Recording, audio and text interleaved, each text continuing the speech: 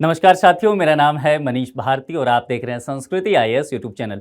साथियों, आज जिस मुद्दे पर हम बात करने वाले हैं वह गुजरात के वडनगर से संबंधित है। और गुजरात का जो वडनगर है वह दरअसल हमारे प्रधानमंत्री नरेंद्र मोदी साहब का पैतृक निवास भी है, वो उनका गांव है। अब यहाँ से एक बहुत ही रोचक खबर सामने मिल रहा है, जिससे इस खबर पर अगर गौर करें तो आप इससे समझ सकते हैं इतिहास के जो पन्ने हैं उसमें दर्ज कई सारी बातें दफन हैं जो अंधकार युग में कहीं खो गया है। यह उम्मीद लगाई जा रही है कि इस खबर के बाद हम अंधकार युग के विषय में बहुत कुछ जान पाएंगे, मानव सभ्यता के बारे में हम बहुत कुछ अध्ययन कर पाएंगे। यह विषय वस्तु काफ़ी रोचक होने वाला है, इसीलिए आप इसे शुरुआत से अंत तक देखिए।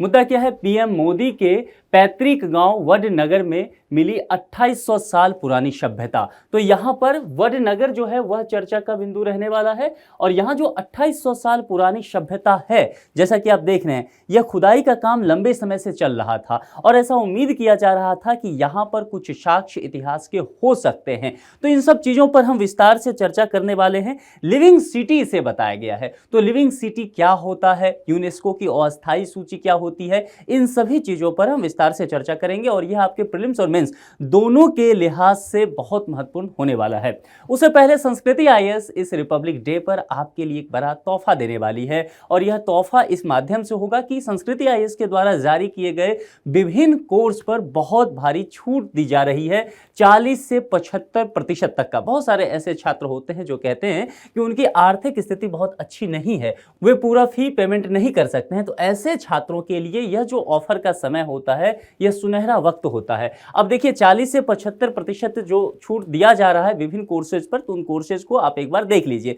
यूपीएससी का ऑनलाइन कोर्सेज जो है उसमें आईएएस का, यदि प्रीलिम्स और मेंस का अगर आप प्रिपरेशन करते हैं, उसमें भी आईएएस के लिए प्रीलिम्स ओरिएंटेड अगर कोई क्लास लेना चाहते हैं उनके लिए टारगेट प्रीलिम्स 2024, सीसेट का लाइव कोर्स लेना चाहते हैं ऑप्शनल सब्जेक्ट, और ऑप्शनल सब्जेक्ट में हिस्ट्री और ज्योग्राफी, इसके अलावा निबंध लेखन कार्यक्रम 2024 के लिए जिसकी शुरुआत की गई है, इन सभी पर यह जो छूट है वह जारी रहेगा। स्टेट पीसीएस के ऑनलाइन कोर्सेज लेते हैं, उसमें आप यूपी पीसीएस लेते हैं, बीपीएससी लेते हैं, आरएएस लेते हैं या फिर एमपी पीसीएस का कोई भी ये फाउंडेशन कोर्स लेते हैं ऑनलाइन, उस पर भी ये छूट जारी रहेगा।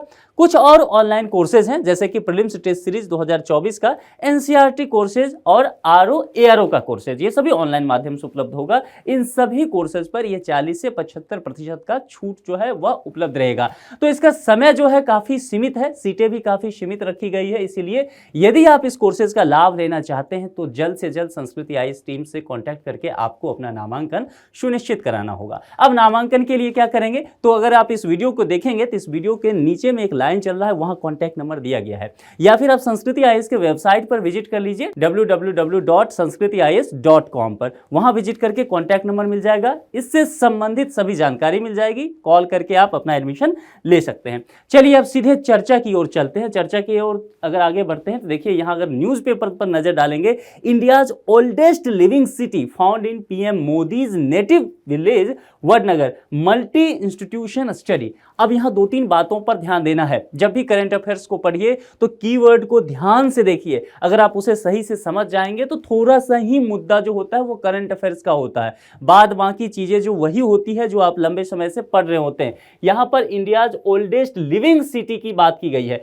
लिविंग सिटी को लेकर के आप लंबे समय से अध्यापन कर ही रहे होंगे, लेकिन फिर भी मैं इस पर चर्चा करूंगा। तो कहने का मतलब है, कहा जा रहा है कि इंडिया का सबसे पुराना जो लिविंग सिटी हो सकता है वह पाया गया है, और यह पीएम मोदी के जो नेटिव है, उनका गृह गांव कह सकते हैं, वहां वडनगर में। तो वडनगर चर्चा का फिर से एक बार विषय वस्तु बन गया है। वडनगर हमेशा से ही चौंकाने वाला एक जगह रहा है, जहां पर इतिहास के लोग जो हैं, जो इतिहास के विशेषज्ञ हैं, उनका झुकाव, उनका लगाव इस जगह से हमेशा रहता है। माना जाता है कि यह एक ऐसा गांव है जिसके गर्भ में बहुत सारी जानकारी छुपी हुई है, और अभी खुदाई के बाद यह बात सत्य साबित भी हो गया है। कई सारे इंस्टीट्यूशन ने मिलकर के यहां पर खुदाई किया है। आप सोच सकते हैं, कहीं पर खुदाई होता है तो भारतीय पुरातत्व विभाग जो होता है उसके द्वारा काम होता है, लेकिन यहां पर जब खुदाई का काम चल रहा है तो कई सारे इंस्टीट्यूशन के द्वारा यह काम किया गया है। 4-5 इंस्टीट्यूशन एक साथ आए, तब जाकर के हमें यह सफलता लंबे समय बाद देखने को मिला है। वडनगर गांव में 800 ईसा पूर्व की मानव बस्ती के अवशेष प्राप्त हुए हैं। मानव बस्ती ध्यान रखना है। यानी कि 800 ईसा पूर्व वहां मानवों की बस्ती थी, मनुष्य वहां निवास करते थे और उसके कुछ अवशेष प्राप्त हुए हैं। यह गुजरात के मेहसाना जिले में स्थित है। वडनगर की बात की जा रही है, गुजरात राज्य के मेहसाना जिले। ये जो फोटोग्राफ्स में आपको दिख रहा हो, स्वास्तिक के आकार का देखिए ये चित्र दिख रहा है आपको, है ना। तो इस तरह से खुदाई इसकी लंबे समय से की जा रही थी गुजरात के मेहसाना जिले में, और वहां पर फिर इसे देखा गया है। चलिए यहां पर गुजरात का, अब देखिए यहां पर वडनगर, ये गांव मेहसाना डिस्ट्रिक्ट में पड़ता है गुजरात राज्य में। तो इसके लोकेशन को आप समझ लिए। अब आगे बढ़ते हैं। शोधकर्ता, जैसा मैंने कहा 4-5 इंस्टीट्यूशन को इसके लिए मिलना पड़ा, क्योंकि एक बहुत बड़ा महत्वाकांक्षी प्रोजेक्ट ये होने वाला था। एक इंस्टीट्यूशन इसके लिए कारगर नहीं साबित हो रही थी, इसलिए कई इंस्टीट्यूशन ने हाथ मिलाया, साथ में आए कि चलिए इस पर काम करते हैं। और फिर कई इंस्टीट्यूशन में अगर आप देखेंगे तो भारतीय पुरातत्व सर्वेक्षण यानी कि ASI के जो शोधकर्ता हैं, निश्चित तौर पर यह जो है भारत में जितने भी पुरातत्व के से जुड़े हुए काम होते हैं इसके लिए जिम्मेदार संगठन है, यही इसका नेतृत्व कर रही थी। यह जो शोध का कार्य है वडनगर में उसका। इसके अलावा कई सारे और इंस्टीट्यूट आया, जैसे कि Indian institute of technology Kharagpur, उसके अलावा भौतिक अनुसंधान प्रयोगशाला, और JNU जो कि दिल्ली में है, और डेक्कन कॉलेज जो कि पुणे में है। ये सारे इंस्टीट्यूट साथ आए और यहां पर लंबे समय से ये लोग काम कर रहे थे। वडनगर गांव में खुदाई का काम देखिए वर्ष 2005 से ही चल रहा था। जैसा मैंने कहा कि लंबे समय से ये सब काम चल रहा था, और 20 मीटर तक गहराई यानी कि भूमि है, ये भूमि का सतह देखेंगे तो 20 मीटर तक लंबा यहां पर खुदाई किया गया था।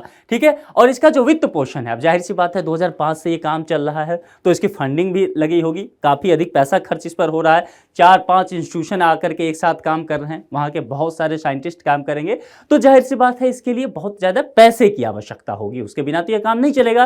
तो इसका जो पूरा पेमेंट किया जा रहा था, वित्त पोषण किया जा रहा था, वह गुजरात सरकार के द्वारा ही किया गया है। पुरातत्ववेत्ता का कहना है कि देखिए यह जो है हड़प्पा सभ्यता के पुरातत्व स्थलों का एक भाग रहा है, यानी कि हड़प्पा सभ्यता का ही एक्सटेंशन फॉर्म इसे बताया गया है कि हड़प्पा सभ्यता के जो स्थल हैं, पुरातत्व स्थल, उसका ही एक भाग यह भी वडनगर वाला मामला रहा है। अब यहां पर एक बात मैंने आपको इंट्रो में कहा था, डार्क एज की चर्चा मैंने की थी, अंधकार युग की। अब अंधकार युग कहने का तात्पर्य क्या है? देखिए अगर आप शब्दों पर जाएंगे, आप याद मत कीजिए किसी चीज को, समझिए, क्योंकि UPSC जो है आप समझ करके ही पास कर सकते हैं।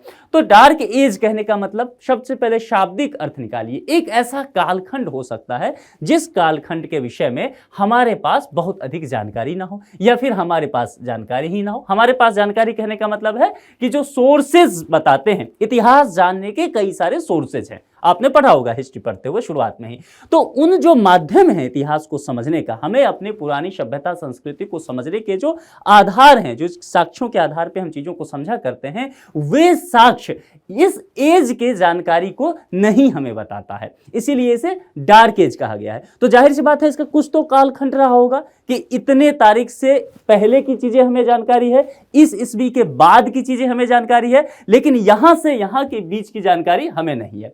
चलिए आज के तुलना में अगर आपको मैं बताऊं, तो मैं अगर कहूं डार्क एज आपको यहां पर समझाऊं, तो मैं कहता हूं कि कोई चीज है जो 2005 तक जिसकी जानकारी है ना, उसके बाद जो है 2015 से भी इसकी जानकारी हो गई है, और ये जो बीच का समय है 2006 से लेकर के 2014 तक का जो ये वक्त 10 साल का है, यह जो है डार्क एज हो जाएगा। मान लीजिए अगर इसके विषय में आगे चल करके कभी भविष्य में हजारों साल बाद इस 10 साल के विषय में जानकारी नहीं होता है आने वाली पीढ़ी को, तो वो पीढ़ी इस 10 साल को डार्क एज कर रही होगी, कही होगी कि हमारे पास कोई साक्ष्य नहीं है, 2005 तक मनुष्य कैसा रहता था, क्या होता था, मेरे को जानकारी है, 2015 के बाद भी जानकारी है कि कोरोना आया था, 2019 में ये वो सब जानकारी है, लेकिन ये 10 साल जो क्या हुआ था वहां पृथ्वी पर उस समय में ये जानकारी नहीं। आज से हजारों साल बाद ऐसा हो सकता है, तो इस एज को डार्क एज कहेंगे। अब यहां इस उदाहरण को यहां पर लगाइए, आपको समझना आसान हो जाएगा। देखिए सिंधु घाटी सभ्यता की बात करते हैं,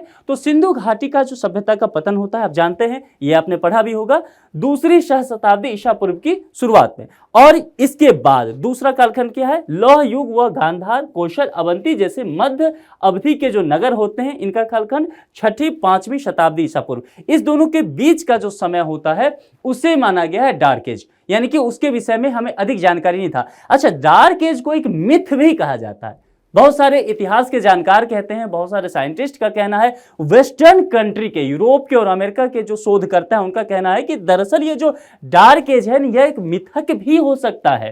हमें जानकारी नहीं है कि उस विषय में, तो हम बहुत सारे लोग कहते हैं कि संभव है ऐसा कुछ रहा ही ना हो, लेकिन कुछ लोगों का मानना शुरुआत से रहा था कि नहीं, अगर सिंधु घाटी सभ्यता का पतन हुआ है, इसके बाद मानव सभ्यता कहीं न कहीं पनप रही थी, कहीं न कहीं था। ऐसा नहीं होगा कि इतने कालखंड के बाद अचानक से यहां लौह युग की शुरुआत हुई है। मामला समझ में आ रहा है? तो ये कहा जा रहा था। अब जो ये वडनगर का साक्ष्य मिला है, इससे इसके बारे में अध्ययन करना आसान हो जाएगा। ये जो मिथक था, ये जो डार्क एज था, यहां से पर्दा उठेगा और यही सबसे बड़ी उपलब्धि रही है इस पूरे रिसर्च की। ठीक है, तो यहां पर देखिए लिख भी दिया मैंने, अंधकार युग को दूर करने में वडनगर स्थान का विशेष पुरातात्विक महत्व अब ये हो सकता है। अब जरा वडनगर के विषय में समझ सकते हैं। जैसा मैंने कहा कि पीएम नरेंद्र मोदी जो हैं, उनका ये पैतृक गांव है और अपने आप में पुराना गांव है, ये बहुत ऐतिहासिक स्थल है। अगर आप कभी गुजरात जाएं और आपको मेहसाना डिस्ट्रिक्ट जाने का मौका मिले तो आप वडनगर घूमने जरूर जाइए। यहाँ पर बहुत सारे इतिहास के चीजें जो है आपको जानने समझने का मौका मिल जाएगा। यहाँ की दीवारें जो है ना, कहते हैं कि सिर्फ पत्थरों की दीवारें नहीं है, यहाँ से इतिहास की जानकारी छन छन के बाहर निकलती है। तो ये जानकारी आप वहां जाकर के ले सकते हैं यदि कभी आपका घूमने का मन हो।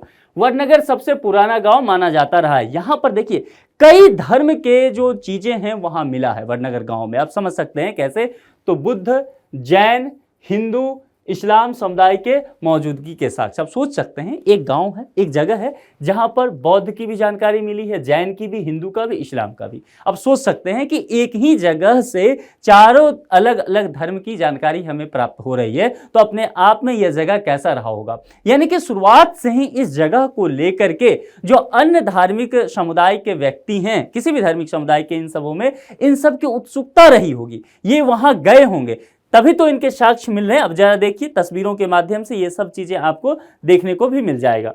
चलिए आगे बढ़ते हैं। यहाँ की वसावटों में 7 सांस्कृतिक चरण देखने को मिलता है। अब यहाँ पर समझ लीजिए 7 सांस्कृतिक चरण, और यही जो सांस्कृतिक चरण है यही कहीं न कहीं लिविंग सिटी का भी उदाहरण देता है। जैसे इसे कहा गया कि वडनगर जो है इंडियाज ओल्ड लिविंग सिटी होने वाला है। अब ओल्ड लिविंग सिटी कहने का मतलब है, लिविंग सिटी कहने का मतलब क्या है, जहां पर मानव वस्ती रहता हो, जहां पर जनजीवन पलता फूलता हो। और मानव रहेगा तो मानव के रहने के लिए तो ऐसा नहीं है कि मानव नंगा पुंगा ही रहेगा वहां, उसके लिए कुछ आधारभूत संरचना चाहिए, उसके लिए आवास चाहिए, परिवहन चाहिए। हर कालखंड का परिवहन कुछ और होता है। एक समय था जब लोग घोड़े पे सवार हुआ करते थे, आज कार पे चलते हैं। एक समय था बैलगाड़ी पे चलते थे शहरों में, अब बैलगाड़ी आपको नहीं दिखेगा।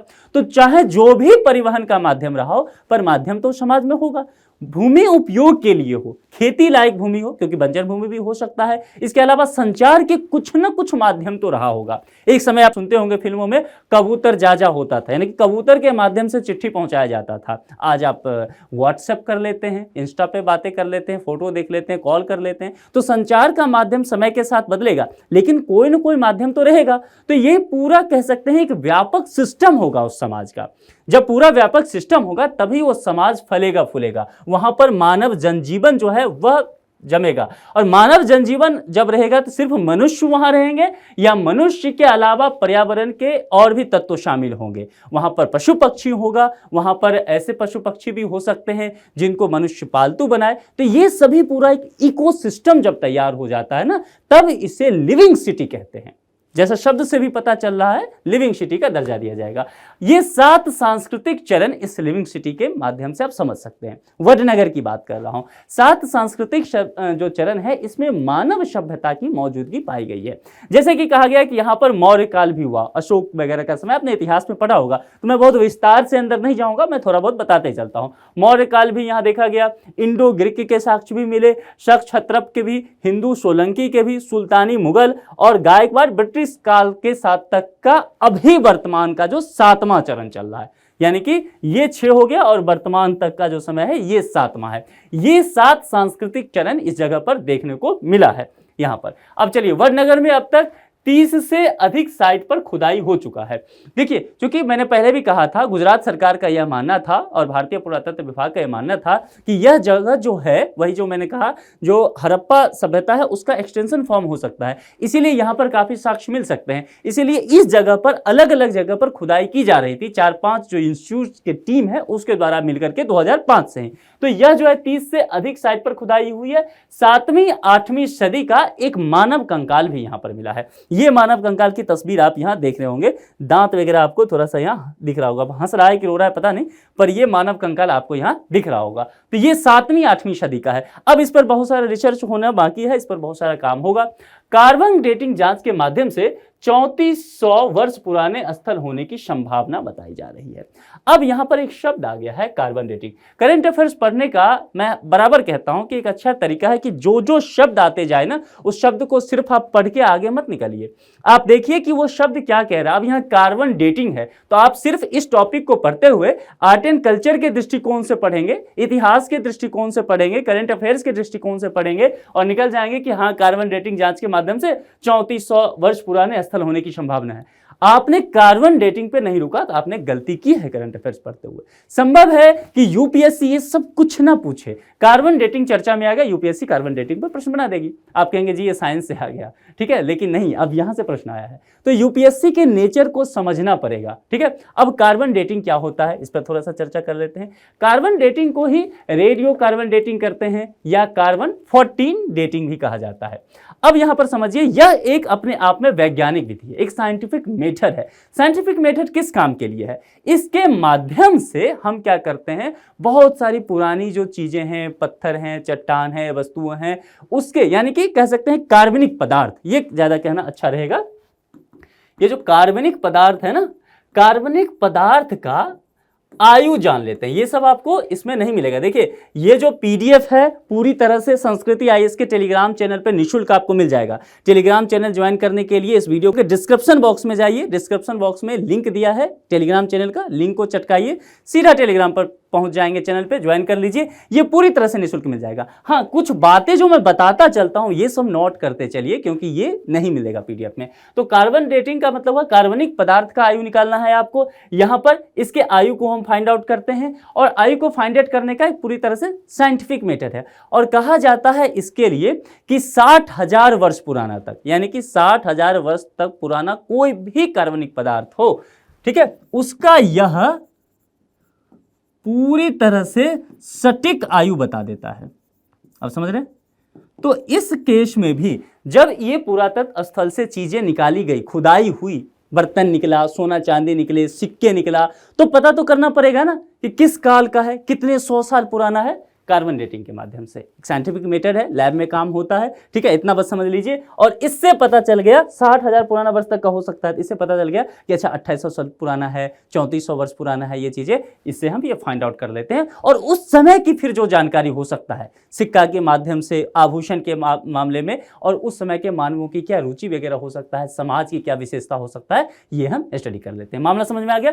3री और 4थी सदी के समय का सांकेतिक बौद्ध स्तूप मिला है। अब यहाँ बौद्ध स्तूप, सांकेतिक बौद्ध स्तूप कहने का मतलब है कि छत विछत अवस्था में मिला है, पूरी तरह से सही नहीं है, खंडहर का रूप आप कह सकते हैं। मिट्टी के कुछ बर्तन मिले, देख रहे हैं ये मिट्टी के बर्तन जो आपको दिख रहा है, ये सब भी हमने वहां से फाइंड आउट किया है। आभूषण कुछ मिला है, आभूषण में सोने का, चांदी, महीन डिजाइन वाली चूड़ियां भी मिली है, जो महिलाएं पहनती है ना चूड़ियां, वो सब भी मिला है। औजार हथियार में लोहा और तांबे का मिला है औजार हथियार, यानी कि यह हम समझ सकते हैं कि उस समय के लोग जिस हथियार का प्रयोग करते होंगे, चाहे वो पशुपालन में कर सकते हैं या फिर जैसे शिकार करने में कर सकते हैं, तो वह लोहा का और तांबे का बना हुआ है, ठीक है। इंडो ग्रीक शासन, यूनानी राजा अपोलोडेटस के सिक्के के सांचे यहां मिले हैं, ठीक है, इस पर भी आप खुदाई हुआ है तो इस पे काम होगा। खुदा हुआ लाल पॉलिशदार बर्तन, स्प्रिंकल भी यहां से प्राप्त हुआ है। अब इन सब चीजों के माध्यम से चीजें जानी जाएगी, इन चीजों को विस्तार से समझा जाएगा। वडनगर की ऐतिहासिक पृष्ठभूमि, जैसा मैंने कहा था, अपने आप में बेहद पुराना जगह तो ये है ही, और इतिहास को समेटे हुए जगह है, तो यहाँ आप भ्रमण करने भी जा सकते हैं। मैंने पहले कहा था यूनेस्को की विश्व धरोहर स्थल गुजरात के 2 स्थलों ने अस्थायी सूची में जगह बनाई है। अब यहाँ 2-3 बातें करते हैं। एक तो वडनगर का लोकेशन मैंने दिखा दिया, ये जो है ये मोढेरा का सूर्य मंदिर है, इसको भी यूनेस्को के गुजरात के 2 स्थल जो है ना इसमें अस्थायी सूची, एक यह भी इसमें शामिल किया गया है। और यह उत्तरी गुजरात में पड़ता है। गुजरात का देखेंगे तो उत्तरी हिस्सा मैप पे देखते हैं ना, नॉर्थ साउथ, तो ये उत्तरी हिस्सा में देख रहे हैं, गुजरात के ऊपरी हिस्सा में मेहना डिस्ट्रिक्ट में है। तो ये मामला समझ में आ गया। एक शब्द यहां पर है अस्थायी सूची। तो अगर मान लीजिए यूपीएससी का मूड हुआ और यूनेस्को चर्चा में आ गया तो यूनेस्को पर प्रश्न करे, एक यूनेस्को के बारे में आप पढ़ के तो जाएंगे, चलिए ठीक है, लेकिन अस्थायी सूची के बारे में यूपीएससी पूछ ले, एक स्टेटमेंट डाल ले कि अस्थायी सूची का मतलब क्या है। देखिए अस्थायी सूची को जानने से पहले आपको यूनेस्को का एक संचालन गाइडलाइंस आता है, यूनेस्को संचालन दिशा निर्देश 2019 में एक गाइडलाइंस आया था, उसके तहत कुछ बातें कही गई है, वो आप चाहे तो नोट कर लीजिए क्योंकि ये पीडीएफ में नहीं लिखा हुआ है मैं जो बोल रहा हूं। उसमें क्या था कि यदि कोई भी स्मारक है, कोई भी जगह है, स्थल है, उसको यदि आप चाहते हैं, कोई भी देश यदि चाहता है, उस देश का स्मारक है, स्थल है, इसे मैं विश्व विरासत स्थल यानी कि वर्ल्ड हेरिटेज साइट में शामिल करवा दूं, सूची में शामिल करवा दूं, तो क्या होता है कि अंतिम रूप से शामिल करने से पहले उस स्मारक को, उस स्थल को 1 वर्ष तक अस्थायी सूची में रखना पड़ता है। मामला समझ में आ रहा है? अस्थायी सूची में रखना पड़ेगा, और अस्थायी सूची में रखने के बाद क्या होता है, उस जगह को नामांकन के लिए भेजा जाता है। कहां पर नामांकन के लिए भेजा जाएगा? वर्ल्ड हेरिटेज सेंटर में। मामला समझ रहे हैं? वर्ल्ड हेरिटेज सेंटर में उस जगह को नामांकन के लिए भेज दिया जाएगा जो अस्थायी सूची में होगा 1 वर्ष तक, और फिर अगर वहां से अप्रूवल हो गया तो यह वर्ल्ड हेरिटेज साइट के रूप में जाना जाएगा, विश्व विरासत स्थल के रूप में अप्रूवल मिल जाएगा। मामला समझ में आ गया? तो ये चीजें जो है अस्थायी सूची में 2 चीजें हैं। अब एक तो ये हो गया मोढेरा का सूर्य मंदिर, और ये भी जो है वडनगर वाला मामला आ गया, ठीक है। अब इसे देखा जाएगा कि इसे जो है विरासत स्थल के रूप में कब दर्जा दिया जाता है। महाभारत, अगर मैं आपको बताऊं कि अभी भारत में, ये भी जान लीजिए, हो सकता है यूपीएससी प्रश्न पूछ दे कि भारत के कितने स्थल हैं, कितने स्मारक हैं जो अस्थायी सूची में भी हैं, तो मैं बता दूं वर्तमान में 52 स्थल जो हैं इंडिया का वो अस्थायी सूची में शामिल है। इसे ध्यान रखिएगा, नोट कर लीजिए कहीं पर नोट। महाभारत काल में आनंदपुरा था वडनगर, यानी कि अगर इस जगह के, इस गांव की अगर आप समझेंगे ऐतिहासिक पृष्ठभूमि, तो महाभारत काल की अगर चर्चा करेंगे इसे आनंदपुरा इसका नाम था महाभारत काल में, जिसे आप वडनगर का जानते हैं। वडनगर का इतिहास महाभारत काल से जुड़ा है, इससे पहले आनंदपुरा के नाम से जाना जाता था। महाभारत काल में अनारता राजवंश का शासन था, तो अनारता राजवंश आपके लिए इंपॉर्टेंट है। यहाँ पर आखिरी बार अनारता शासन का जिक्र 7वीं शताब्दी में मिला है, जब चीनी यात्री स्वांगजांग यहाँ भ्रमण के लिए आया था, उसने अपने यात्रा वृत्तांत में लिखा था। बौद्ध मत में अगर बात करें तो हाल ही में खुदाई में वडनगर में 2री और 7वीं शताब्दी का एक बौद्ध मत मिला है। इसमें 9 कमरों के साथ 2 स्तूप और एक खुला आंगन भी है। आंगन के चारों ओर बने कमरों का पैटर्न जो है वह स्वास्तिक जैसा है, जैसा कि मैंने पहले ही तस्वीर में आपको दिखाया होगा, या अगर आप इस तरह से ये तस्वीर देख रहे होंगे, ये स्वास्तिक का तस्वीर बना हुआ है। अब यहाँ पर कीर्ति तोरण, ठीक है, इसको समझ लिए, वडनगर के 12वीं सदी में बना तोरण मशहूर है। लाल और पीले बलुआ पत्थर से बना ये तोरण लगभग 40 फीट लंबा है। ये तोरण है। तोरण मतलब क्या होता है? एंट्री गेट है ना, प्रवेश द्वार जिसे आप कहते हैं। तो ये तोरण हो गया, और ये इसकी जो बताया गया है ये 40 फीट, ठीक है। इसके ऊपर एक मेहराब है, ये जो दिख रहा है तोरण के जस्ट ऊपर जो होता है ये हिस्सा, ये इसका एक मेहराब है, और इसकी नक्काशी सिद्धपुर के रुद्र महालय जैसी इसका नक्काशी किया गया है। हटाकेश्वर मंदिर की बात यहाँ कीजिए। वडनगर का एक हटाकेश्वर महादेव मंदिर है जो लगभग 2000 साल पुराना माना जाता है। इसका जिक्र स्कंद पुराण में भी मिलता है। ये मंदिर नगर के ब्राह्मणों के कुल देवता का माना जाता है, जो कभी वडनगर में प्रमुख समुदाय हुआ करते थे। तो इसके अलावा ये तो कुछ बातें हो गई, वडनगर की प्रमुख चीजें मैंने बता दिया, लेकिन इसके अलावा वडनगर में बहुत सारी ऐसी चीजें हैं जो इतिहास की कहानी को अपने भीतर समेटे हुए हैं। अब इस टॉपिक पर एक संभावित प्रश्न है, और प्रश्न जो है वह प्रीलिम्स के स्तर का है। आप इस लेक्चर में जितना कुछ सुने हैं, समझे हैं, उसी के आधार पर आपको जवाब देना है। तो ध्यान से प्रश्न देखिए, जवाब मैं नहीं दूंगा, आपको देना है। निम्नलिखित कथनों पर विचार कीजिए। गुजरात के वडनगर गांव में 800 ईसा पूर्व की मानव बस्ती के अवशेष प्राप्त हुए हैं। पुरातात्विक साक्ष्यों से पता चला है कि यहाँ बौद्ध, जैन, हिंदू, इस्लाम समुदाय के लोग निवास करते थे। ये 2 स्टेटमेंट दिया गया है। इस 2 स्टेटमेंट के आधार पर आपको तय करना है कौन सा सही है, कौन सा गलत है।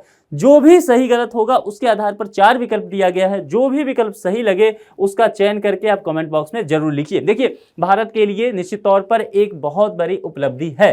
तो आप इस विषय में क्या सोचते हैं? क्या आप कभी वडनगर घूमने गए हैं या फिर प्लान करने वाले हैं वहां घूमने जाने के लिए? कितने उत्साहित उत्साहित हैं डार्क एज को आप समझने के लिए। इन सभी मुद्दों पर यदि आपका कुछ विचार है तो कमेंट बॉक्स में आप जरूर लिखें। किसी अन्य मुद्दे पर आपको लेक्चर चाहिए तो आप अपने सुझाव दे सकते हैं। यदि अभी तक आपने संस्कृति आईएएस के टेलीग्राम चैनल को ज्वाइन नहीं किया है या फिर संस्कृति आईएएस को सब्सक्राइब नहीं किया है तो जल्द से जल्द सब्सक्राइब कर ले। मैंने पहले ही बताया था कि यहाँ पर रिपब्लिक डे के ऑफर जो दिए जा रहे हैं वो 40 से 75% का ऑफर दिया जा रहा है नामांकन पे। तो जो अभ्यर्थी नामांकन लेना चाहते हैं, अपनी तैयारी को आगे बढ़ाना चाहते हैं, वह जल्द से जल्द नामांकन ले ले। इस लेक्चर में इतना ही रखते हैं। किसी दूसरे लेक्चर में किसी दूसरे मुद्दे के साथ आपसे मुलाकात होगी। अपना बेहद ख्याल रखिए। Thank you.